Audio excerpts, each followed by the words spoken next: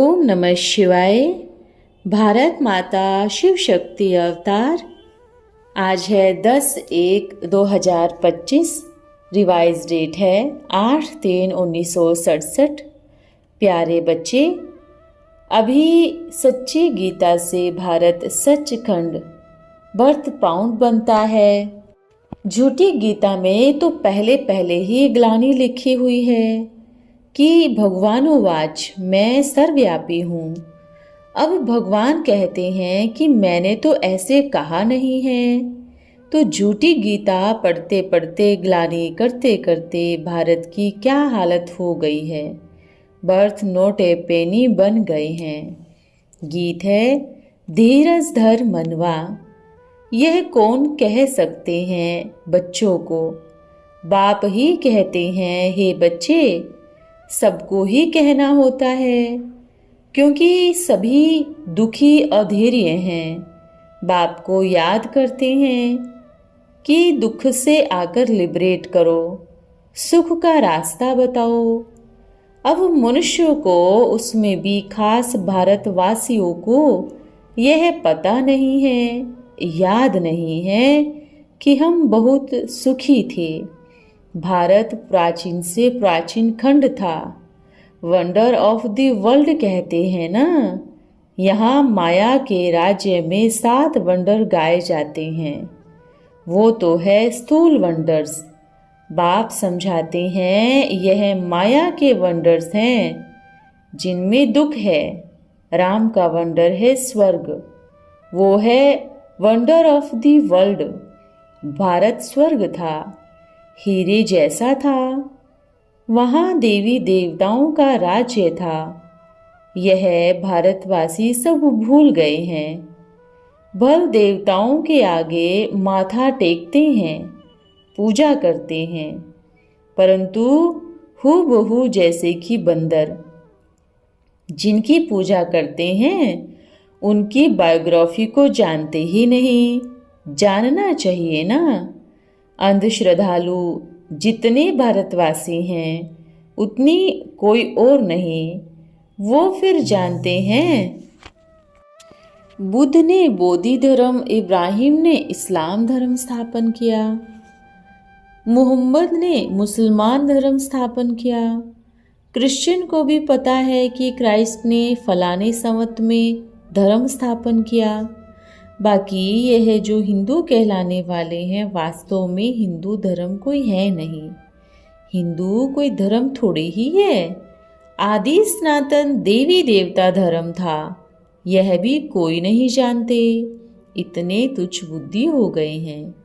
यह बेहद का बाप बैठ समझाते हैं, यहाँ तुम आए हो पारलौकिक बाप के पास।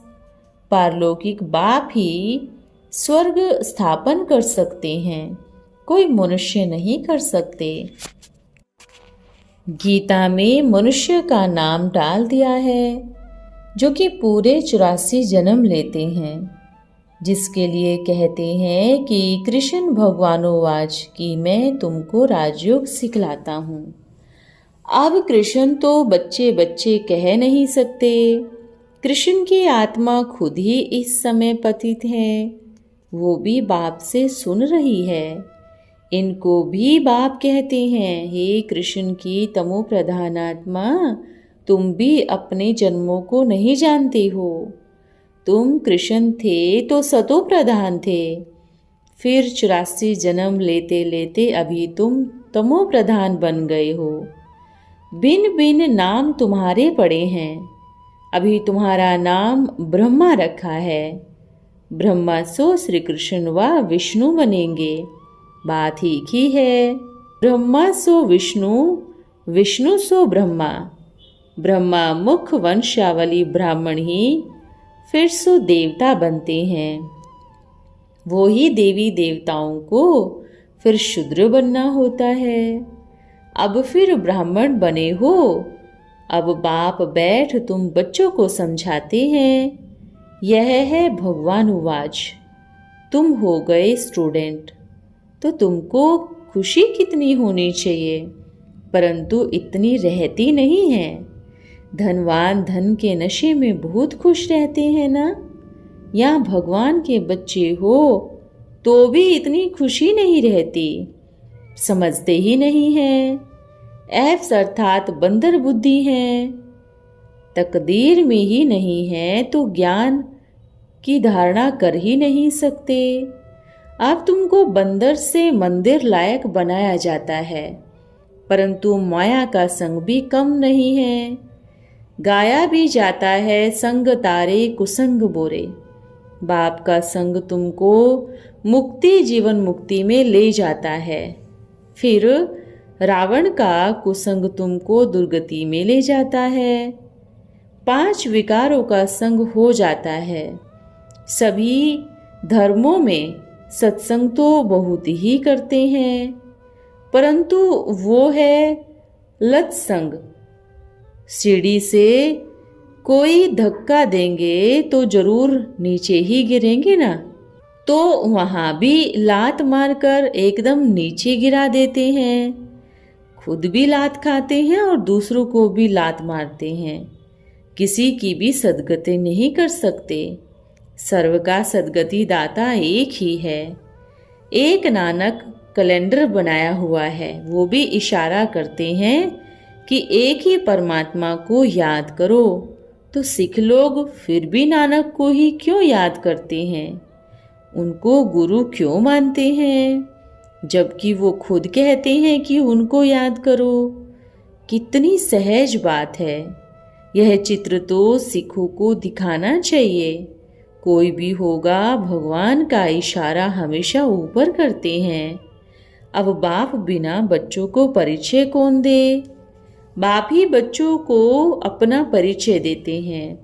उनको अपना बनाकर सृष्टि की आदि मध्य अंत का परिचय देते हैं। बाप कहते हैं, मैं तुमको आकर आस्तिक भी बनाता हूँ, त्रिकालदर्शी भी बनाता हूँ। यह कोई साधु संत आदि नहीं जानते हैं, वो होते हैं हद के ड्रामा। यह है बेहद का। तुम बच्चे जानते हो कि हमने सुख भी बहुत देखा है तो दुख भी बहुत देखा है। यह भारत ऊंचे ते ऊंचा था, बहुत साहूकार था, अब तो कितना कंगाल है। आगे यहाँ से कितनी गेहूं जाती थी, अब तो बाहर से कितनी आती है। यह क्या हो गया है? रिटर्न तो होना ही है ना। ड्रामा भी बहुत मजे का बना हुआ है। कृष्ण और कृष्ण का हिसाब किताब है। इन्होंने भारत को लड़ाकर राजधानी ली, यह ड्रामा में नोंद है। वो आपस में लड़ते हैं, राजाई तो तुमको मिल जाती है।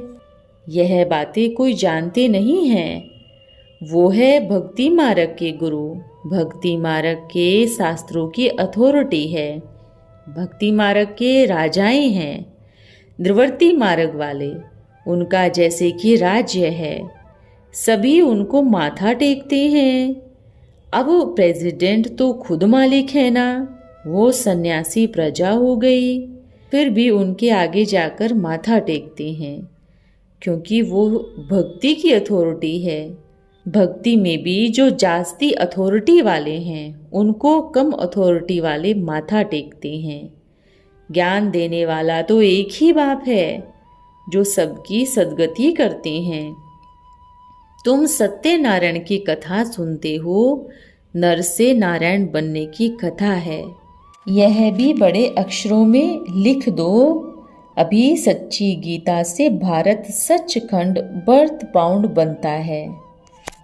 झूठी गीता में तो पहले पहले ही ग्लानि लिखी हुई है। भगवानोवाच मैं सर्वव्यापी हूँ। अब भगवान कहते हैं कि मैंने तो ऐसे कहा नहीं है, तो झूठी गीता पढ़ते पढ़ते ग्लानि करते करते भारत की क्या हालत हो गई है। बर्थ नोटे पेनी बन गए हैं। फिर बाप आकर सच्ची गीता सुनाते हैं, सहज राजयोग सिखाते हैं, तो बर्थ पाउंड बन जाते हैं। बाबा बहुत समझाते हैं, परंतु बच्चे देह अभिमान कारण भूल जाते हैं। देही अभिमानी बने तो धारण भी हो, देह अभिमान कारण धारण होता ही नहीं। तो अब बाप समझाते हैं कि मैं थोड़े ही कहता हूँ कि मैं सर्वव्यापी हूँ। सर्वव्यापी कहने से भी भारत ने दुर्गति को पाया है। मुझे तो कहते भी हो, तुम मात पिता हम बालक तेरे, तो उसका अर्थ क्या? तुम्हारी कृपा से सुख घनेरे, अब तो दुख है। यह गायन किस समय का है, यह भी समझते नहीं हैं। जैसे पंछी चू चू करते रहते हैं, अर्थ कुछ भी नहीं होता है, वैसे ही यह भी चू चू करते रहते हैं, अर्थ कुछ भी नहीं है। बाप बैठ समझाते हैं, यह सब है अनराइटियस। किसने अनराइटियस बनाया? रावण ने। भारत सचखंड था तो सभी सच बोलते थे। चोरी ठगी आदि कुछ भी नहीं था। मिनिस्टर आदि खरीदारी करने में अपनी रिश्वत तो खाते ही हैं। गवर्नमेंट के ऑफिसर्स खुद गवर्नमेंट की चोरी करते हैं, फिर केस चलते हैं। बहुत करके सभी ही ऐसे हैं, कोई कोई विरले अच्छे होते हैं।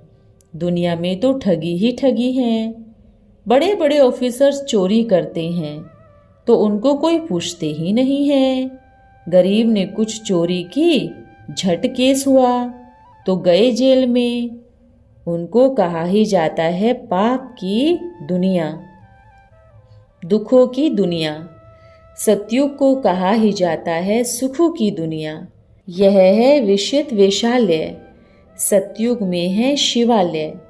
बाप कितनी अच्छी रीति बैठ समझाते हैं। यह है बड़े ते बड़े बाप का स्कूल।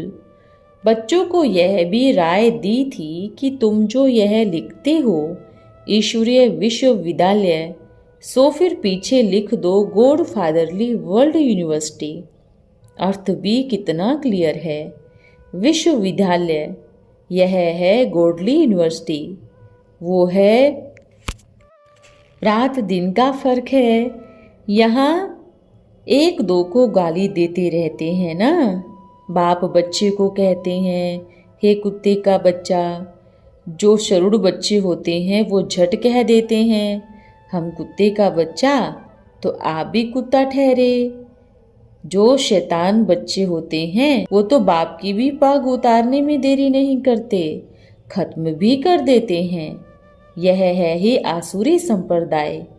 मुख से कहते भी हैं कि राम राज्य चाहिए, तो रावण राज्य ठहरा ना।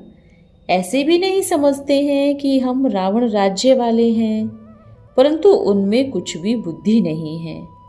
अब बाप आकर समझदार बनाते हैं, कहते हैं इन विकारों को जीतो तो तुम जगत जीत बनेंगे। यह काम ही महाशत्रु है। बच्चे बुलाते भी इसलिए हैं कि हम कामी विकारियों को आकर गोड़ गोडेस बनाओ। सन्यासी लोग फिर अपने को कह देते हैं शिवोहम, कोई फिर ब्रह्मोहम कहते हैं। यह भी पता नहीं है कि ब्रह्म अलग है, शिव अलग है। ब्रह्म महातत्व है, शिव निराकार परमात्मा है। वो फिर कह देते हैं तत्व ज्ञानी, ब्रह्म ज्ञानी शिवोहम। शिव काशी विश्वनाथ गंगे, बस सारा दिन यही कहते रहते हैं। शिव ने फिर गंगा लाई। अब ज्ञान गंगा तो ह्यूमन है ना। बाप की महिमा तो बच्चे ही जानते हैं। आसुरी संप्रदाय तो ना बाप को जानते हैं, ही बाप की महिमा को जानते हैं। तुम जानते हो वो प्यार का सागर है, सुख का सागर है। बच्चों को भी प्यार का सागर बनना चाहिए। प्यार से ही कोई को भी समझाना है। बाप ज्ञान का सागर है, सबको ज्ञान सुनाते हैं, तो यह प्यार है ना। बहुत प्यारे बन जाते हैं। टीचर स्टूडेंट को प्यार से पढ़ाते हैं। कोई बैरिस्टर, कोई इंजीनियर आदि बन जाते हैं। बाप कहते हैं कि तुम भी एक दो को प्यार करो। नंबर 1 प्यार तो यही है, बाप का परिचय दो। तुम गुप्त दान करते हो, एक दो के लिए घृणा नहीं रखनी चाहिए। नहीं तो तुमको डंडे खाने पड़ेंगे। तिरस्कार किसी का करेंगे तो डंडे खाएंगे। कभी नफरत नहीं रखो, तिरस्कार नहीं करो। देवाभिमान में आने से ही नफरत करते हैं। देही अभिमानी कभी नफरत नहीं करेंगे। देह अभिमान ही पतित बना देते हैं। देह अभिमान से ही पतित बने हैं। बाप देही अभिमानी बनाते हैं तो तुम पावन बनती हो। सबको यही समझाओ कि अब 84 का चक्र पूरा हुआ। 84 जन्म लेते लेते उतरते उतरते अब पतित बन गए हो। अब बाप फिर से महाराजा महारानी बना रहे हैं। बाप सिर्फ कहते हैं मामेकम याद करो तो पावन बन जाओगे। 5 विकारों की खाद निकल जाएगी। तुम पवित्र बनकर पवित्र दुनिया के मालिक बन जाओगे। तुम बच्चों को रहमदिल तो बनना है ना, विचारों का कल्याण करना है।